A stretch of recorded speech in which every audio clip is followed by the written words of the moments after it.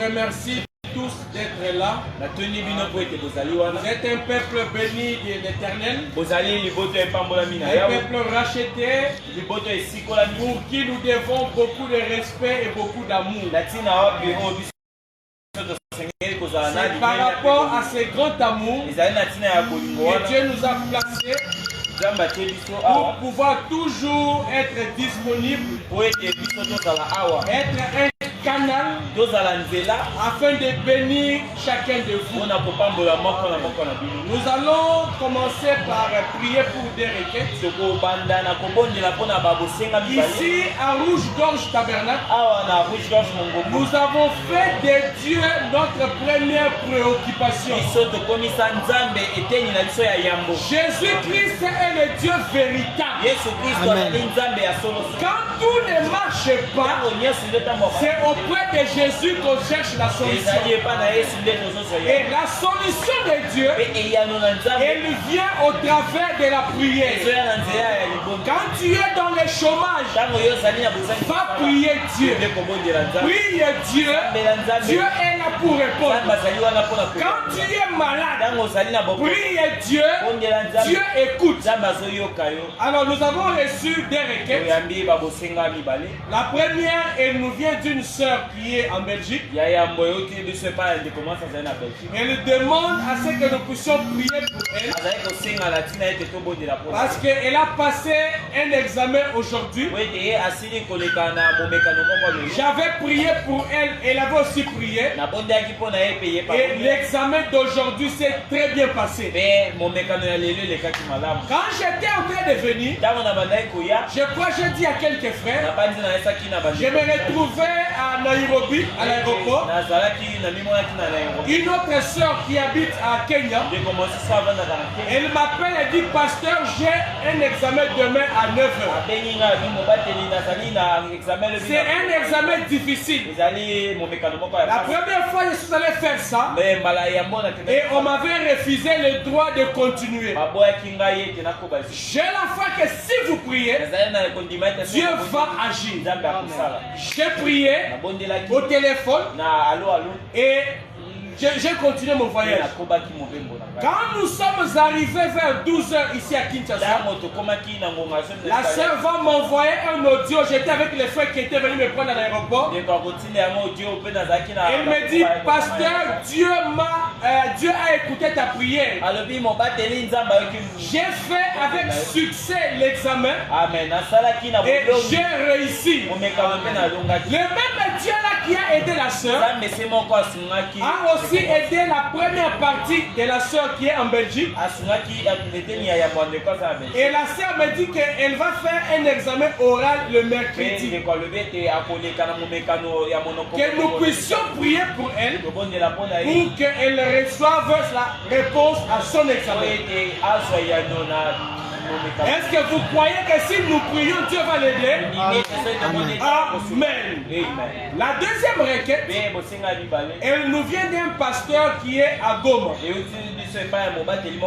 Le pasteur nous dit que là où il prie, le propriétaire de la parcelle est décédé. Maintenant, il y a un conflit entre le frère du propriétaire et l'enfant qui est resté responsable du bien de la parcelle.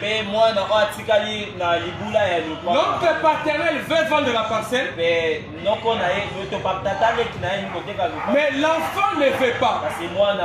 C'est comme ça que l'oncle a invité les pasteurs pour dire viens, on doit parler, sinon vous allez partir. Il a dit pasteur, priez pour nous. Je lui ai dit, nous avons un Dieu qui écoute les prières. Jésus-Christ est vivant. Le Dieu de la Bible vit encore. Si ce Dieu-là vit encore, les solutions qu'il avait données hier, elles sont valables jusqu'à maintenant. Jésus-Christ est le même, hier, aujourd'hui et pour toujours. Nous allons prier et il va répondre. Nous avons l'expérience.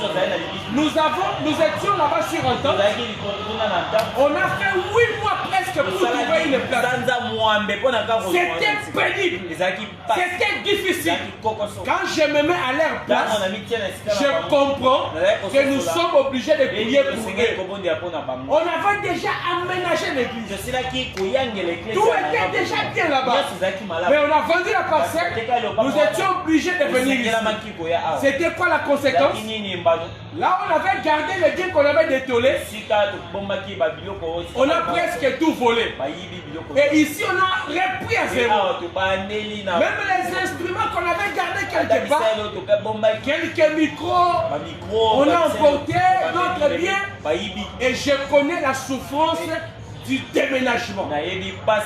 C'est pourquoi on ne peut pas accepter que nos frères aussi vivent la même chose. Nous allons prier pour eux afin que Dieu donne solution. Levez-vous, on va prier et on va passer à la parole. Quelqu'un est malade, Seigneur, viens ici. Alléluia.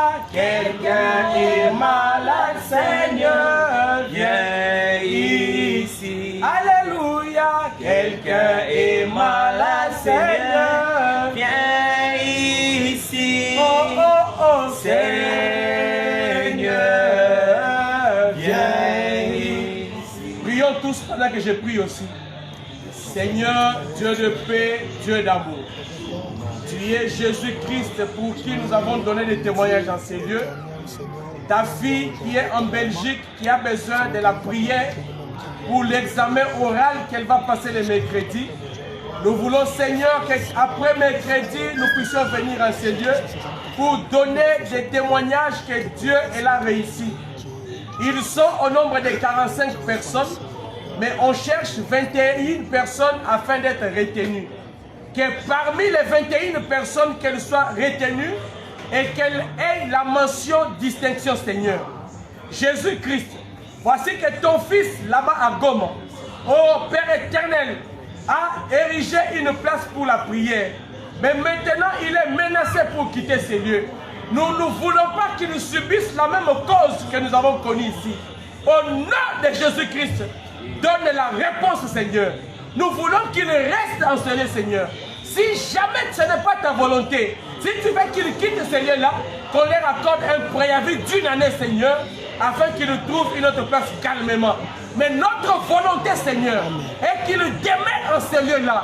Comme les propriétaires de la parcelle avaient accepté qu'il soit là. Ils ont prié, ils ont aménagé et ils ne payent pas, Seigneur. S'ils trouvent une autre place, ils seront obligés d'aller payer. Oh Dieu de gloire, j'aimerais, Seigneur, c'est une jeune église qui est en train de se rechercher comme nous. Laisse que, Seigneur Jésus-Christ, la prière que nous plaçons en ces lieux change les circonstances. Amen. Oh Dieu de gloire, je connais que la prière, Branham me dit, elle change les cours des événements. J'aimerais, Seigneur, que l'événement qui est là-bas, la menace qui est là-bas, au nom, Seigneur, de Jésus-Christ, en tant que ton serviteur, mystère du demi-temps de silence, établis sur cette ville, établis en ce lieu, Seigneur, que la solution soit donnée au nom de Jésus-Christ. Fais-le pour ta gloire, car tu es seul Dieu qui écoute nos prières. Fais-le, Seigneur, au nom suffisant, le nom de la victoire, le nom qui ne manque pas d'échec, le nom qui ne connaît pas d'échec, le nom spécialiste en des cas compliqués, le nom spécialiste en des situations difficiles, le nom de Jésus-Christ. Au nom de Jésus-Christ, toute l'église a dit Amen. Amen. Que Dieu vous bénisse. Amen. Alors, nous allons parler cet après-midi de la suite de la prédication que nous avons commencé le mardi. Je demande que vous puissiez être très attentifs. C'est un message très capital que nous avons commencé. Je profite encore de vous demander de vous lever pour que nous puissions lire la parole de Dieu. Nous allons lire dans Nombre chapitre 14e. Nous commençons la lecture à partir du verset 4e jusqu'au 7e. Et ils se dirent l'un à l'autre: nommons Prenons un chef et retournons en Égypte.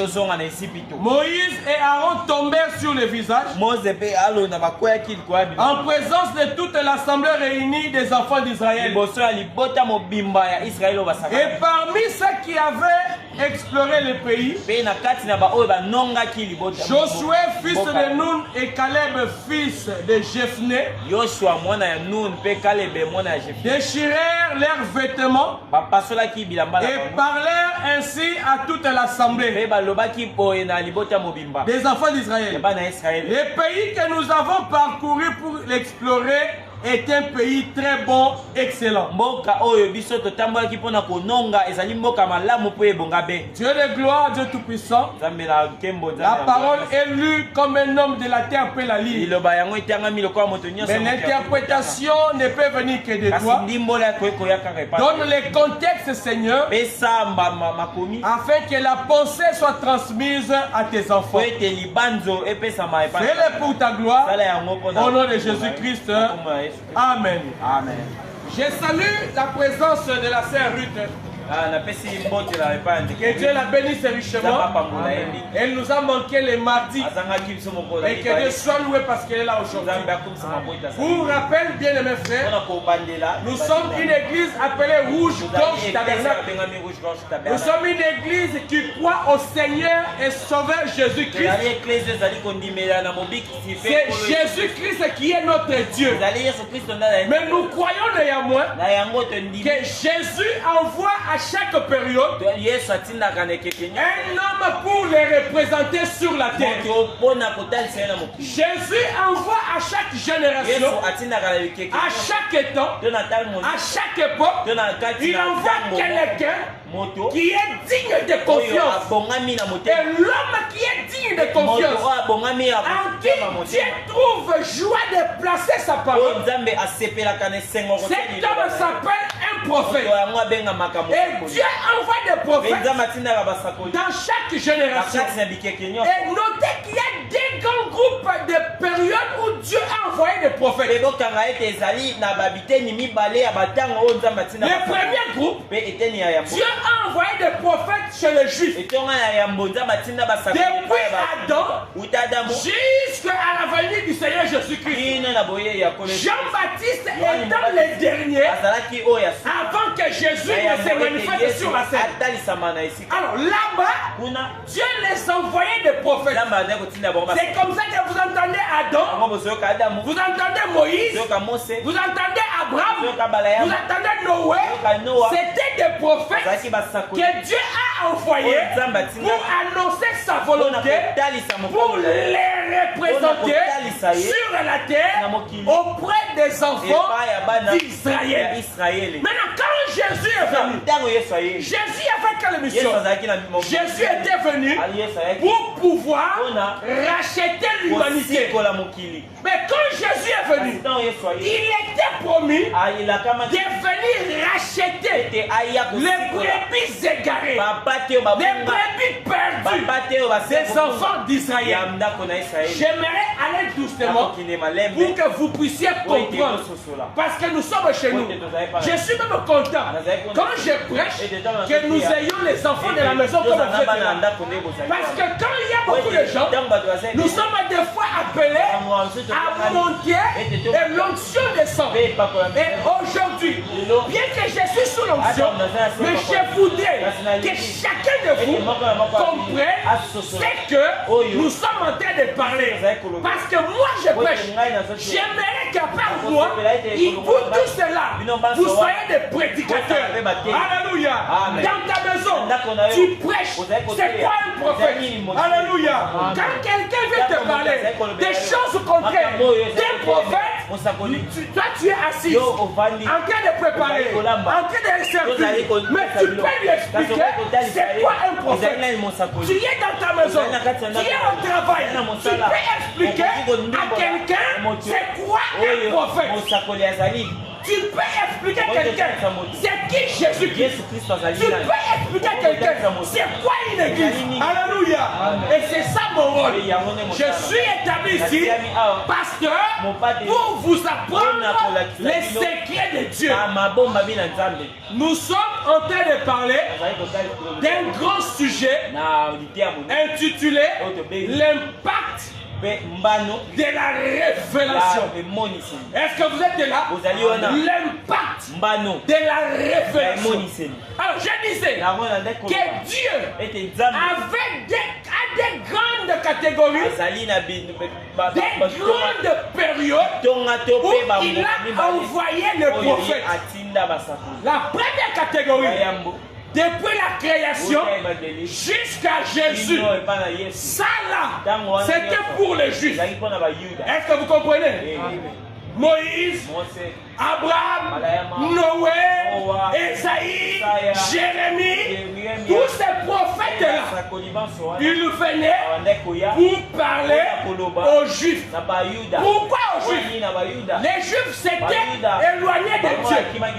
Est-ce que vous êtes là? Les Juifs étaient en conflit avec Dieu. Maintenant, Dieu a envoyé quelqu'un pour les réconcilier avec Dieu. Tout le monde qui venait, il faisait sa part, mais il n'arrivait jamais à réconcilier les enfants d'Israël, à réconcilier l'homme avec Dieu. C'est ainsi que Dieu a regardé. Comme les prophètes que j'envoie sont des portions de Dieu, sont des parties de Dieu, ils n'arrivent pas à pouvoir réconcilier l'homme avec moi. Est-ce que vous comprenez? Un prophète, c'est une partie de Dieu. Est-ce que vous comprenez? Un prophète, c'est une partie de Dieu. Oh, pour racheter l'homme, il ne fallait pas un prophète. Il nous fallait Dieu lui-même. Vous comprenez? C'est ainsi que Jésus dit, je descends sur la terre. Mais Dieu qui est grand, qui a créé le ciel et la terre, qui a créé le monde ici, il est tellement simple. Alléluia. Que quand il vient devant toi, tu vas regarder le tabernacle. Oh, il n'a pas de Dieu, il n'y a pas de foi. Tu vas louper Dieu. Alléluia. C'est ce qui s'est passé. Jésus, le Dieu véritable, qui dans le ciel, qui dans la gloire, il descend sur la terre. Les gens regardent. Quel Dieu est ça?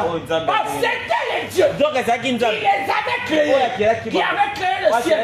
Mais pourquoi ils nous ont regardés à l'humain? Il dit il est simple. Quand Dieu veut se manifester, c'est toujours dans la simplicité. C'est pourquoi, retenez cette leçon. Si tu vois un homme orgueilleux, il n'est pas un enfant de Dieu. Si tu vois un pasteur, je dis bien pasteur, je suis pasteur. Même moi-même, quand vous me verrez trop orgueilleux, trop pompé, dites que avant il avait Dieu, maintenant là, il n'a plus Dieu. Alléluia. Amen. Même moi-même, je ne me mets pas à côté. Même moi-même, si vous me voyez, devenir orgueilleux, dites que cet homme ici n'a plus Dieu, des choses à faire. Vous venez, vous me voyez, vous me parlez, vous me parlez, vous me présentez la parole. Si j'ai la semence de Dieu devant la parole, tout le monde s'abaisse. Devant la parole, tout le monde s'incline. Dès que je prêche ici, je peux par hasard sortir une déclaration, sortir un mot qui ne cadre pas avec la parole. Si vous venez avec la parole, vous me montrez, je suis appelé à diminuer et revenir ici. Vous dites, bien aimé frère, je suis Seigneur, j'avais dit ceci, mais la parole dit ceci, pardonnez-moi. C'est ça la parole. C'est ça. Ça ne me diminue pas. Ça ne me fait pas petit. Au contraire, vous allez avoir beaucoup plus confiance en moi. Alléluia. C'est ça la vérité. Un homme qui coffre, il n'a point de Dieu. Dieu, les gens regardent. Oh, le Dieu là qui nous a créés, il avait promis et pensait qu'il allait des fanfares. Jésus vient, oui, voici la Vierge concevra. Non, nos pensées à nous, notre pensée, notre façon de voir, c'est différent de la manière d'opérer de Dieu. Dieu agit et se révèle dans la simplicité. Là où c'est simple, c'est là où il y a Dieu. Là où c'est orgueilleux, Dieu ne parle pas. Alléluia. Dieu, comment il agit? Toujours au travers de ses prophètes. La première partie, Dieu parlait par les prophètes juifs. La deuxième grande catégorie où Dieu a commencé à envoyer des prophètes, c'est après la mort de Jésus. Quand Jésus est venu, en réalité, si on n'avait pas tué Jésus, nous ici, on serait perdus. On n'allait rien connaître de Dieu. Mais lui qui est venu pour racheter, on l'a tué. Quand on l'a rejeté, Isaïe est là, il a dit je vous tourne le dos. Je regarde à Ruth, je regarde à Patience, je regarde à David Demba, je regarde à Jean, je regarde à Distel, je regarde à Rouge-Gorge, je regarde à Odyssée, je regarde à Éphèse, je regarde à Smyrne, je regarde à Pergame. Pourquoi? Parce qu'eux aussi sont mes enfants. Maintenant, c'est quoi la différence? Vous étiez mes frères, vous étiez ma famille, et là-bas, deviennent mon épouse. Alléluia. Toi, tu es l'épouse de Jésus. Oh, dis je suis l'épouse de Jésus. Sois heureuse, sois dans la joie, parce qu'entre l'épouse et un frère, c'est l'épouse qui a des privilèges. Tu as beaucoup de privilèges, puisque les frères, c'est pourquoi aujourd'hui tu vis la grâce de ton époux, mais Israël ne connaît rien. Est-ce que vous êtes là? C'est ça la vérité. Tu es une épouse, tu as un problème, va chez ton époux. C'est qui ton époux? Jésus-Christ. Il envoie des hommes sur la terre, les du ciel et tout pour les représenter. Si ciel vient pour te relever, il dit je ne viens pas à mon nom, pas au nom de ma famille, mais je viens au nom de Jésus-Christ. C'est Jésus qui est la victoire, c'est Jésus qui est le bonheur, c'est Jésus qui est la vie, c'est Jésus qui est la résurrection, c'est Jésus qui est le tout pour moi, il est le tout pour toi. Alléluia. L'impact. Jésus vient sur la terre. Il veut sauver. On dit pas toi. Si vous me refusez, je pars là-bas à l'Odyssée. J'ai Gladys là-bas. J'ai Distel le pouvoir. J'ai Ange là-bas. Quand Jésus vient, il ne te demande pas de devenir automatiquement saint. Un changement brusque n'est pas chrétien. Je ne crois pas à une église où tout le monde est saint. Écoutez-moi bien. Je ne crois pas à une église où tout le monde est saint. Non, non, non. Dans une église, on a des enfants de 12 ans, de 18 ans, de 2 ans, de 3 ans, chacun selon sa marche, selon son rythme. Mais papa et maman, il nous connaît.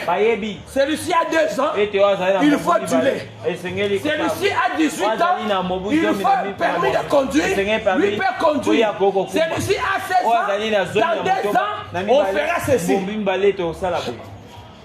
Ça veut dire quoi? Tel que nous venons ici, nous avons envie d'aller au ciel. Nous voulons aller au ciel chez nous. Parce que ce monde est pourri. Ce monde n'a rien de bon. Mais pour aller chez nous, il faut la parole de Dieu. La parole de Dieu.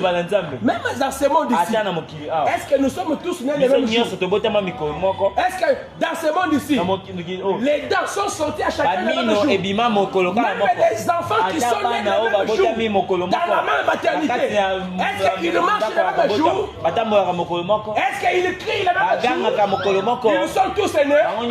Elle n'a pas crié, on l'a mis dans les couveuses. Une couveuse. L'autre n'a pas crié, on l'a amené dans néonatologie. L'autre a crié, on a dit maman, c'est ainsi que tu vas à l'hôpital. Tu entres là-bas, notre sœur a accouché. Comment ça va? Où est le bébé? Quand il est sorti, on l'a amené là-bas néonat parce qu'il n'avait pas vraiment de mouvement comme tout enfant. C'est ça aussi l'église. Mais quand vous venez, nous avons tous la parole comme les talons mesures. Mais cette parole-là, Dieu a placé le pasteur pour qu'il puisse encadrer chacun selon son âge. C'est pourquoi soutenez les pasteurs par vos prières, par votre présence, par tout ce que vous faites. S'il faut même se tuer pour défendre la parole, défend, mais sachez-le que si tu veux te tuer, comme c'est pour la bonne cause, tu ne vas pas mourir, Dieu va te bénir. Nous sommes en train de parler de l'impact de la révélation. Je vous ai montré les deux catégories où Dieu a libéré des prophètes. Maintenant, nous devons comprendre les termes que nous utilisons. Rouge, gauche, mes bien-aimés sœurs, mes bien-aimés frères, moi, comme mon prophète, comme Paul, je vous demande de retenir la parole dans les termes moi, je vous les donne. Est-ce que vous me suivez? Retenez la parole dans les termes dans lesquels je vous les donne. Si vous retenez la parole dans les termes que j'annonce, vous n'allez pas vous perdre. Maintenant, si c'est quoi que vous allez retenir, nous parlons de l'impact de la révélation. Tu as entendu impact. Tu as entendu révélation. Mais là, tu dois connaître. C'est quoi l'impact? C'est quoi la révélation? Quand tu sors chez toi, quand tu sors, tu vas chez toi, quand tu es au marché, quand tu es à l'hôpital, quand tu es dans un taxi, que tu sois en mesure, quand tu entends quelqu'un parler de la révélation, que tu puisses comprendre que c'est quoi la révélation et tu lui expliques la vérité. Comprenez maintenant. C'est quoi l'impact?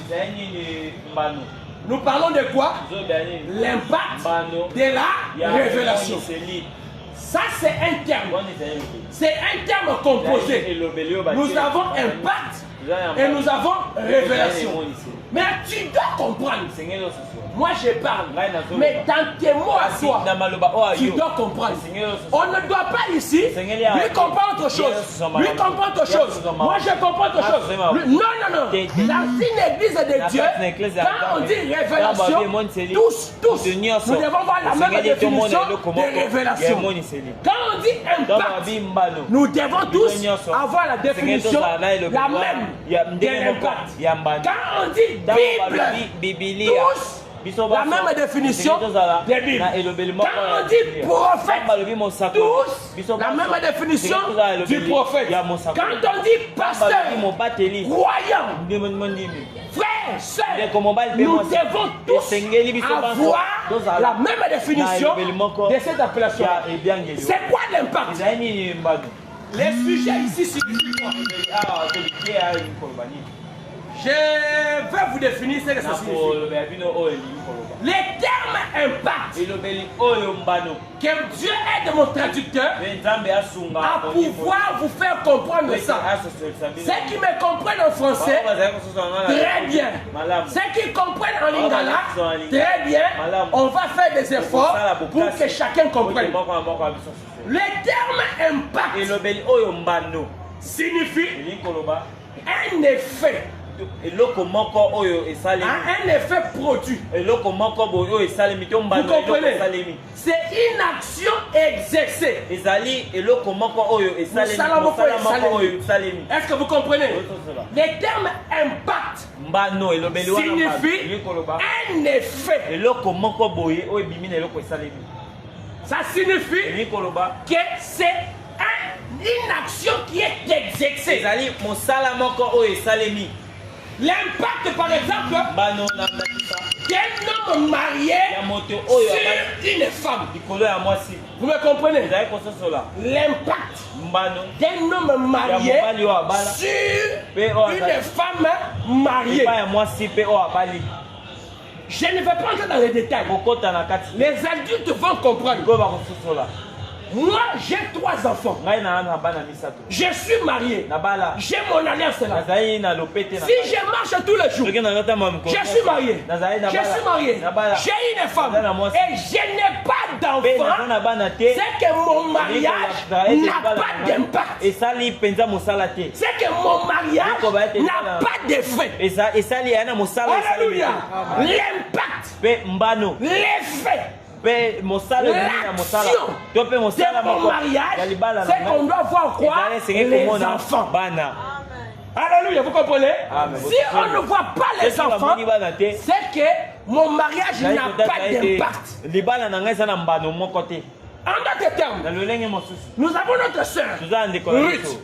Elle a un enfant. Je vois un deuxième là. On ne va pas souffrir de dire que le mariage dans lequel la soeur Ruth est a de l'impact. C'est quoi l'impact du mariage de notre soeur? Les enfants. C'est pour vous dire, la révélation a de l'impact. La révélation a des fruits. La révélation a des conséquences. Est-ce que vous suivez? Quand on parle de la révélation, il y a des conséquences qui sont visibles, qui sont palpables, qu'on peut voir, qu'on peut toucher. Et quand nous parlons de l'impact de la révélation, ça veut dire nous voulons voir les fruits, les conséquences de la révélation. Est-ce que c'est clair?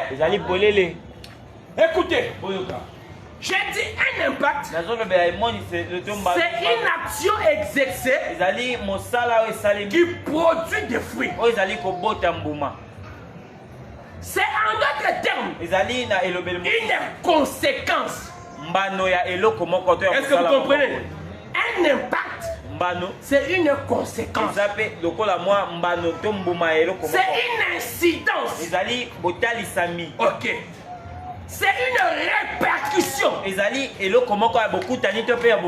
peux pas donner un coup de poing dans cette chair ici et tu restes normal. Non. Si tu donnes un coup violent là-bas, tu vas faire ça. Ça peut même gonfler. C'est ça l'impact. Alléluia. Toute révélation a toujours des impacts. Est-ce que vous comprenez? Amen. On ne peut pas parler d'une révélation sans impact. On ne peut pas parler d'une révélation sans conséquence. On ne peut pas parler d'une révélation sans fruit visible. Ce soir, j'ai la joie de dire que je suis l'impact de la révélation de ce jour. Ce soir, toi tu es l'impact de la révélation de ce jour. J'ai la joie de vous annoncer que Rouge-Gorge Tabernacle est l'impact de la révélation des temps du soir. Alléluia. J'ai la joie de te dire que tel que tu es là, tel que vous êtes là, vous êtes les conséquences de la révélation du temps du soir. Alléluia. Alléluia. Amen. Tu ne peux pas vivre autant d'histoire avec les impacts du temps du matin. Non. Le matin, quand tu te réveilles, même quand quelqu'un te regarde, il voit que tu viens de te réveiller. Même s'il t'a pas au téléphone, même si tu ne le dis pas, que je viens de me réveiller, par la voix matinale, il peut dire, je vois comme si je viens de me déranger. Tu viens de te réveiller. Alléluia. L'impact de la révélation du soir, elle est différente de la révélation du matin. Elle est différente de la révélation de midi. Oh, j'aime que Dieu vous bénisse. Écoutez mes frères, l'impact. C'est quoi l'impact? C'est un retentissement. Alléluia. C'est un retentissement. L'impact, c'est un son de quelque chose. L'impact, c'est retombé. Oh, alléluia. Dites, je suis le retombé de la révélation. Oh, je suis le retombé de la révélation. Tu es le retombé de la révélation. Vous êtes le retombé de la révélation. Oh, alléluia. Oh, que Dieu vous bénisse. L'impact de la révélation. Mais c'est quoi la révélation? Si nous connaissons maintenant que l'impact, c'est une conséquence. C'est une conséquence. C'est des retombées. C'est une répercussion. Alléluia. Maintenant, nous devons connaître c'est quoi la révélation. Parce que c'est la révélation qui produit l'impact. Est-ce que vous comprenez? La révélation produit l'impact. S'il n'y a pas la révélation, pas d'impact. S'il n'y a pas de mariage, pas d'enfant. Alléluia. Pas de mariage, pas d'alliance. Je ne porte pas d'alliance, je ne suis pas marié. La sœur Gladys est là. La sœur Précieuse est là. Elle n'a pas d'alliance. Elle n'est pas mariée. C'est vrai qu'on peut trouver quelqu'un marié qui n'a pas d'alliance.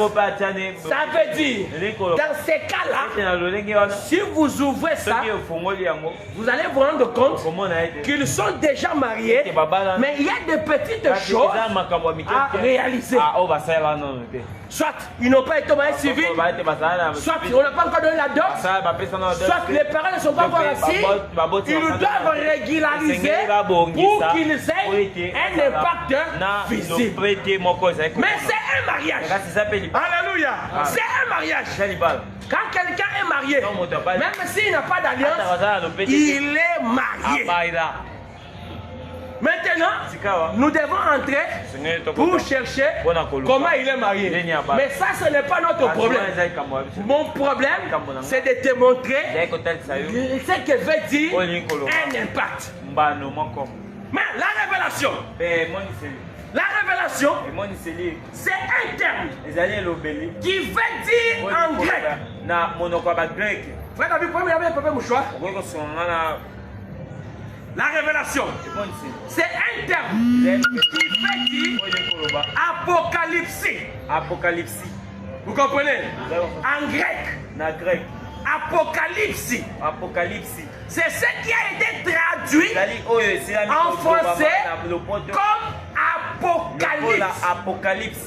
Vous comprenez? Donc, quand tu entres dans ta Bible et que tu ouvres la Bible, tu vois un livre où on a écrit Apocalypse, dit que ça signifie révélation. Amen. Vous comprenez? Donc, quand vous lisez Apocalypse de Jean, ça signifie révélation de Jean. Ça, c'est dans la traduction. Mais en réalité, ce n'est pas la révélation de Jean, mais c'est la révélation de Dieu donnée à Jean-Baptiste pour donner aux autres. Amen. Pourquoi? Parce que Jean-Baptiste est un prophète. Et plutôt, Jean le divin, c'était un prophète. Vous comprenez? On définissait l'Apocalypse qui est une révélation. Est-ce que ce soir, chacun comprend que la révélation signifie Apocalypse en grec? Est-ce que vous êtes là? J'aimerais que chacun de vous comprenne que révélation veut dire apocalypse en grec. Je vous lirai peut-être dimanche pourquoi les habitués de la maison connaissent que chaque fois que j'aborde un thème, j'aime vous montrer l'origine. D'où vient ce terme-là? Pour que quand quelqu'un qui parle français, qui parle lingala, qui parle chinois, va mal vous expliquer la révélation, toi tu vas dire ça c'est en français, mais dans l'origine, ce n'est pas ça. Alléluia. Je vous lirai Saint Branham qui fait appel aux Grecs pour montrer que les choses que nous avons aujourd'hui ont reçu une origine ancienne. En grec, révélation s'appelle apocalypse. Quand vous allez en hébreu là-bas on dit, et les termes révélation, ça s'appelle Petchak. Est-ce que vous êtes là? En hébreu. Hébreu, c'est la langue des Juifs. Oh, quand on parle de Juifs, on voit Dieu. Quand on parle de Juifs, on voit l'amour de Dieu déversé vers un peuple. Et nous sommes les Juifs. Nous sommes Israël spirituels. Nous ne pouvons pas comprendre quelque chose seulement en lingala. Pas seulement en français. Pas seulement en kiyas. Mais même en hébreu, nous devons comprendre cela. Révélation veut dire en hébreu les termes Petchak. Alléluia. Chaque fois que tu vois quelque part, que tu entends quelque part, on est écrit Petchak, sache que c'est révélation. Comment on écrit Petchak? On écrit P, T, non, P, E, T, H, A, C, H, Petchak. Ça signifie révélation en hébreu. Donc la prédication de tous ces jours signifie l'impact du Petchak dans la vie des croyants. Est-ce que vous comprenez?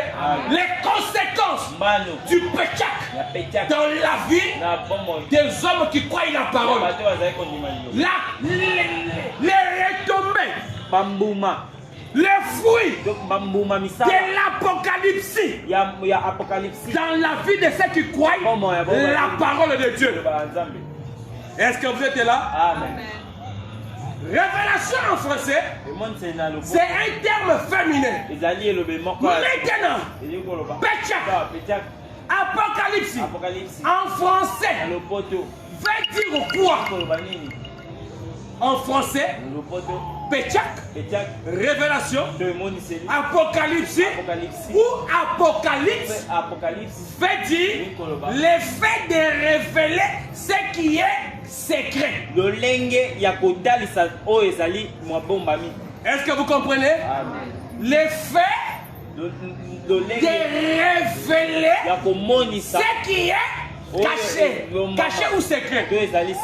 En d'autres termes, ça signifie la révélation d'un secret, l'ouverture d'un secret. C'est quoi la révélation? C'est quoi le Petchak? C'est quoi l'Apocalypse? C'est la divulgation d'un mystère. Est-ce que vous comprenez? C'est quoi qui est secret? C'est qui est mystère. Oh, Dieu n'aime pas que ses enfants restent dans le flou. C'est pourquoi les chemins pour éclairer les enfants de Dieu, c'est le Petchak. Mais le Petchak ne vient pas en l'air. Le Petchak vient au travers d'un homme. Et l'homme par qui la révélation, le Petchak arrive, s'appelle le prophète. Vous êtes là? C'est pourquoi on a fait ici, là où nous avons lu, dans Nombre, chapitre 14, le verset 4. Le peuple d'Israël en train de dire qu'ils se parlaient un à eux, l'un à l'autre. Nommons un chef, rentrons en Égypte. Très bien aimé. Pour aller en Égypte, il y a eu un chemin tracé par un prophète. Pour sortir de l'Égypte, un chemin tracé par Dieu lui-même. Comment les enfants d'Israël sont dans l'Égypte? Joseph. Ils ont suivi mon Joseph. Ils sont arrivés là-bas. Donc, quand ils disent ici, nommons un chef, rentrons en Égypte, c'est en dehors déjà de la volonté de Dieu. Vous allez rentrer en Égypte selon quel procédé, selon quelle volonté. Pour se retrouver en Égypte, c'est Dieu lui-même qui avait voulu que Joseph soit jeté dans la fosse, que Joseph soit vendu, que Joseph soit en prison et que Joseph devienne l'intendant pour que vous alliez en Égypte. Quand le temps de séjourner en Égypte est arrivé, qu'est-ce que Dieu a fait? Dieu a dit, j'envoie un homme qui part avec le péché, qui part avec l'Apocalypse, qui va divulguer ma pensée, ma volonté. Cet homme-là s'appelle comment? Un prophète. Et c'était qui? Moïse. Pourquoi je vous dis ça? Ça n'a jamais été le plan de Dieu. Ça n'a jamais été la volonté de Dieu que les croyants, que les enfants de Dieu se nomment un chef pour aller en Égypte. Mais aujourd'hui, je vous décourage de faire ça. Nous avons des enfants de Dieu qui se nomment des chefs. Facebook, YouTube, TikTok, tout ce qu'il y a là, ce n'est pas bon. Chaque fois que tu te nommes un chef, tu te payes. Dieu a placé les enfants de Dieu pour suivre un prophète. Et quand le prophète vient, Dieu suscite au travail de ces prophètes les Éphésiens 4 pour qu'elles répètent la parole, pour qu'elles parlent la parole, pour qu'ils prêchent la parole. Bien aimés frères, suivez toujours la révélation au travers d'un prophète qui descend au travers des Éphésiens 4. Avec tout l'amour que j'ai pour vous ce soir, je ne t'interdis pas d'utiliser Facebook. Je ne t'interdis pas d'utiliser WhatsApp. Je ne t'interdis pas d'utiliser tous ces réseaux sociaux là. Mais j'aimerais te dire deux choses. La première, si Facebook, si YouTube t'envoie en enfer, la Bible dit, j'aimerais aller au ciel, les bras coupés, un œil troué, que d'aller avec mes deux yeux en enfer. Un chrétien, il reste chrétien, même sur son WhatsApp. Un chrétien reste chrétien, même sur son Facebook. Les chrétiens ne se chamaillent pas sur Facebook. Oui, Branham rien. Jésus rien. Ah oui, là-bas, la parole. C'est de la distraction. Personne ne va t'écouter. Facebook, c'est une tour de Babel. Est-ce que vous me suivez? Amen. Tu veux écouter Dieu? Viens à rouge-gorge. Tu veux écouter Dieu? Va dans les églises que Dieu a placées. C'est là-bas que Dieu a placé un homme pour te communiquer les péchés de Dieu. Amen. Alléluia. Amen. Tu vas discuter du matin au soir sur Facebook. Non, comprenez, ce n'est pas comme ça. C'est comme ça. Ils ne t'écouteront pas. C'est qu'ils discutent sur Facebook. C'est qu'ils discutent sur les réseaux sociaux. Sont les boucs. Vous comprenez? Les boucs. Dieu a établi pour sa parole. Je ne connais aucune disposition de la parole qui prévoit que les boucs puissent brouter la parole. La parole est mangée. La parole est consommée par les brebis. Amen. Paul dit qu'il n'y a pas beaucoup parmi vous qui enseignent. Sur Facebook, tout le monde est pasteur. Sur Facebook, tout le monde est connaisseur. Sur Facebook, tout le monde est savant. Sur Facebook, tout le monde dépasse même Branham. Tout le monde peut expliquer Branham. Prends-le. Nous avons pasteur. Viens un peu qui te donne la chaîne. Explique un peu. Quand il va se tenir là. Alléluia. Alléluia. Oh, alléluia. Alléluia. Oui, Dieu est bon. Alléluia. Alléluia. Mais sur Facebook, beaucoup de Français, il écrit là-bas, docteur, il a des diplômes. Amène-les, appelle-les. Si tu connais un comme ça, appelle-les. Vous me connaissez? Moi, la chair est libre. Viens. Moi, je vais me mettre là. Explique-moi ce que tu écris. Parce que pour la parole de Dieu, il y a la lettre et l'esprit. Amen. Les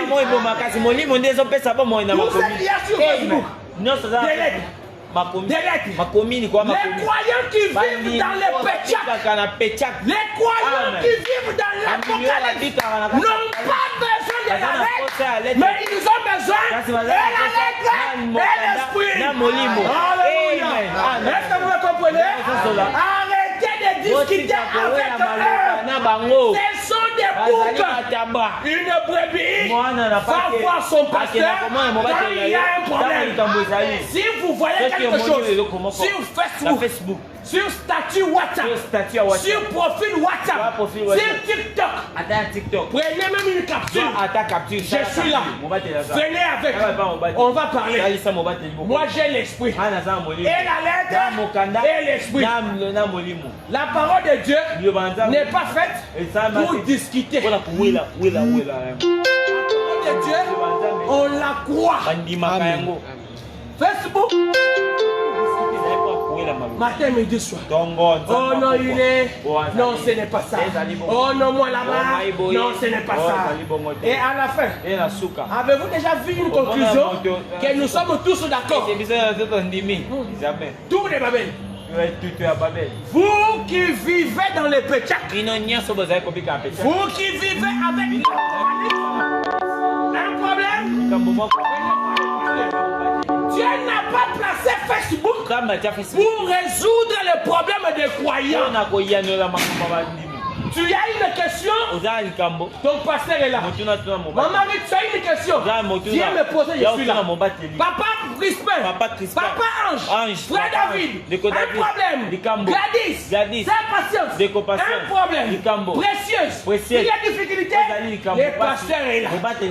Et vous avez l'assurance, vous avez la garantie que ici, du contraire, Dieu a établi un homme qui est debout. Je suis debout. Pas de vie de femme, pas de vie de vol, pas la prostitution. Ici, il n'y en a pas. Je ne crois jamais à un pasteur tomber tombé. Tombe toujours avec les femmes. Escroc toujours. Lui, on ne peut pas lui donner l'argent. On donne l'argent. Quand on vient demander, oh non, tu vois, escroc. Un pasteur, tu lui donnes ton argent, il le garde pour toi. Tu lui donnes ton document, il ne va pas le faire de faux documents pour changer et prendre la parcelle. Ici, Dieu a placé un homme debout. Même si je souffre financièrement, je reste debout. Je ne veux pas tronquer mon poids de nez à cause des choses du monde. Prenez quelqu'un qui a fait 6 jours, il ne mange pas. Aujourd'hui, il n'a pas mangé. Demain, il n'a pas mangé. Il n'a pas mangé. 6 jours. Maintenant, prenez-le, mettez-le là-bas. Amenez la nourriture de 6 jours. Qui n'a pas mangé là. Placez devant. Il va manger la nourriture même d'un jour.